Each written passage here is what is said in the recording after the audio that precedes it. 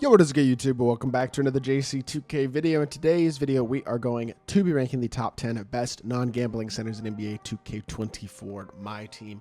Right now, this might be the weakest of the non-gambling positions, unfortunately, so it requires, honestly, some of the cards in this list that I think are probably a little better at power forward are included at center to make this list a little deeper, I guess, and to give you some guys you can use if you don't have the top tier type options, top couple guys, or anything like that. Before we go up into the video, if you haven't already, make sure you hit that subscribe button. Help me push towards the 30,000 subscriber mark on the channel. I upload every single day. Tons of consistent daily MyTEAM content. Would really appreciate it if y'all do subscribe. Without further ado, number 10, JaVale McGee. Like, this list is not horrible. This JaVale card at number 10 is not a bad card. He's not awful. He's 7 foot with what, a 7'6" wingspan, good long wingspan, hotspots from everywhere, 27 hoffs, great defense, fast. I mean, okay-ish shooter, good dunker.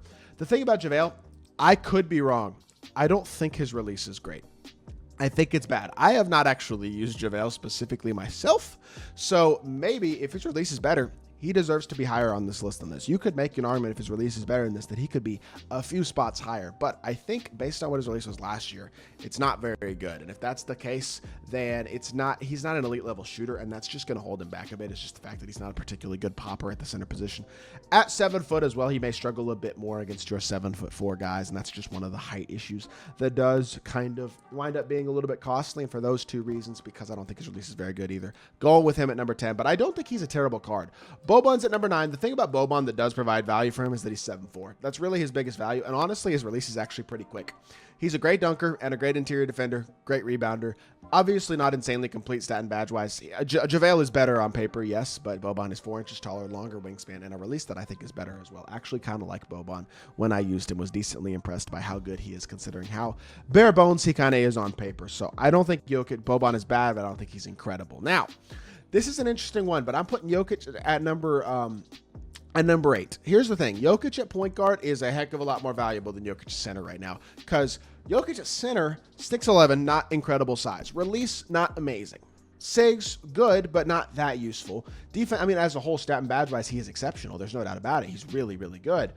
But he's 6'11", 7'3" wingspan, does not have the biggest player build in the world, doesn't have the best release in the world, and he's much, much more, and this is a big reason, honestly, why I put him lower on this list. It's not as much that he's a bad card as that he's just better at power forward or better at point guard if you have the point guard eligible Jokic. You're just better off putting him somewhere else, so he's not super desirable to use at center, and for that reason, I would put him lower on the list because I think in most matchups you'd rather have him at power forward, especially because of his lack of size. Yes, the stats and badges are great, and if you want to put him a couple high spots higher because of that, I guess you kind of can, but I don't know. I almost think it's fair to put him here at center because it doesn't make a lot of sense to use him at the center position. Derek Lively, for example. Here's the thing about Lively. He's not stat and badge-wise as good as Jokic, but he's 2 inches taller, longer wingspan, better animations on the interior. He's just going to be just as good, if not better, defensively and as a finisher, and that's what's really valuable at the center position. Yes, he's not as much of a popping threat, but I can live without that, and if you add some shooting badges, he'll be all right. Release-wise, it's about the same speed-wise as Jokic's is. Like, I think he is legitimately at the center position better. I would rather have Derek Lively right now. I think he fits better, despite Jokic having the much better stats and badges. Same thing with a guy like Opal Wemby. Just Opal Wemby at 7'4" with good badge completeness, that great length release that is on very quick and actually is, I think, decently okay as well. Yes, his badges could be better, but also you do have badge slots on him. He can get every badge, so if you want to add a couple more shooting badges, upgrade some perimeter defense if you want or something like that, fast twitch, whatever, put a shoe on him to boost up the 3-ball and the speed, you got yourself a really good 7'4" big. I think he's a better version of a guy like Boban. Honestly, you could argue him a couple spots higher if you wanted, but again, it's not like this list is not horrible. It's just not truly, truly top tier. That's kind of the point that I'm trying to make. Whereas a Wemby at 6, I mean, he's good. He's not unbelievable, but he's good. Number 5, you go with a little less size with Tyson Chandler, but Tyson, number 1, he plays bigger than the 7 foot that he's listed at. So that's valuable. Number 2, I like Tyson's release a lot. I think his release is very smooth, very easy, and if you do put some shooting badges on, I basically think he is JaVale McGee, but better, with a better release, better overall capabilities. Again, this is assuming that JaVale's release is last year's release, which is not very good, but that's basically what I think he is, and I think he's a very, very good card being that. So, I don't know. I think he'll be very good. I think Tyson Chandler is going to be an elite level option for sure at the center position, and yeah, obviously I think number 5 spot. I think he's one of my better One of the best free centers in the game for sure. Number 4 is Mo Bamba. Again, I kind of think he's more of a power forward, although he is 7 foot with a 7'10" wingspan. He's just his ability to shot create, his ability to put the ball on the floor and create on the perimeter a little bit more is really valuable. At the same time, he's got a nice release. He can stretch the floor. He's got, like I said, those good sigs, which are valuable at center as well.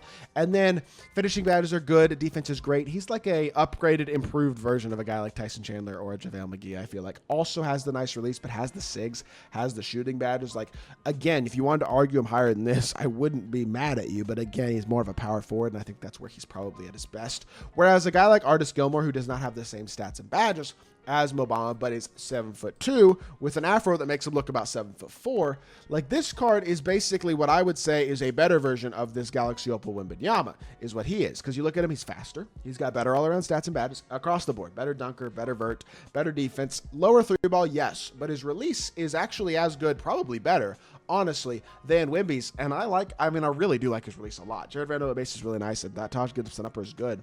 And honestly, his player build is massive. He plays as big as Wemby does. And I know his release isn't quite as, his release is really, I think it's better. But I know his three ball rating is lower, but everything else isn't. And that's the thing. I think Artis is one of those true dominant inside force bigs. He's one of the few guys in the game as well that I actually think give you a chance to counter a GOAT Wemby or 100 overall Wemby or 100 overall Yao or those types of 7'4" glitchy bigs. I think that's probably the best case scenario. I don't know. I think Artis is really, really good, but I think putting him at the number 3 spot is probably fair.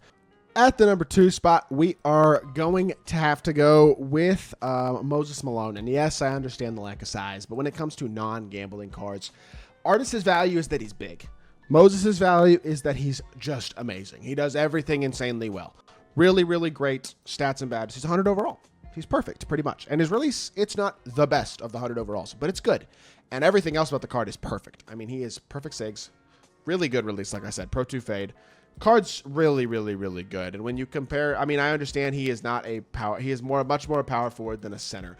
But when it comes to those top tier bigs who may not be 7'4", Moses is going to be your best option. If you're going up against a center who's 7'7", 7'2", he's going to be all right. Now, against a 7'4", you're probably still best sliding into the power forward position and putting a guy like Artis in. And I think that's realistically your best bet, or even the guy at number 1. But I think Moses is one of the best bigs in the game still. And just to improve the depth of this list, I feel like he's got to play that center position a little bit. So for some people, at least, depending on what your lineup is. Number 1 for me is Dikembe Mutombo. I think Mutombo's the best big in the game right now. Pretty much. Outside of, I guess, a couple of the gambling bigs, kind of, but really only the GOAT cards, 100 overalls. Like, he is right there with the very best bigs in the game, period. Elite release, maybe the best big man release in all of my team right now.